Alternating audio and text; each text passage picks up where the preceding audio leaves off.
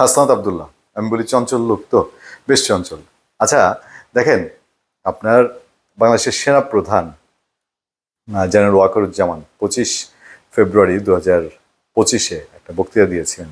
খুবই গরম বক্তৃতা, চারদিকে হুলস্থুল পড়েছিল। সেখানে তিনি পিলখানা হত্যাকাণ্ড নিয়ে একটা কথা বলেছিলেন যে আর বাট কিন্তু যদি কিছু নাই, বাট হোয়াট কিছু নাই, ফুল স্টপ।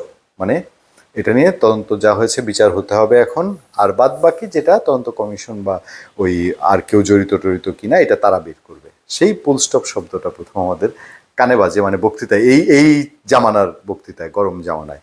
এবার হাসনাত আব্দুল্লাহ এই ফুল স্টপটা উচ্চারণ করেছেন কি, সেনাপ্রধানকে নকল করেছেন, কথাটা বললে কি ভুল হবে। বলছেন আওয়ামী লীগের বিচার নিশ্চিত হওয়ার আগে কোনো আলাপ নয়, ফুল স্টপ।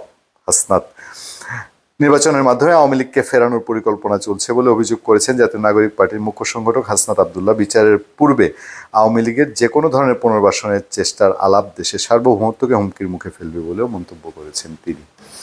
কিছু বলবো না, শুধু এটা বলবো, নির্বাচনের মাধ্যমে তো প্রমাণ হবে বাংলাদেশের মানুষ কাকে চায় কাকে চায় না। আপনারা কয় ভোট পান, আওয়ামী লীগ কয় ভোট পায়।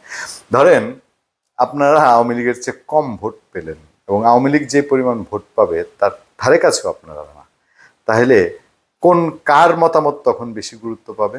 নির্বাচনকে ভয় কিসের বলেন দেখি? দেশের মানুষের মতামত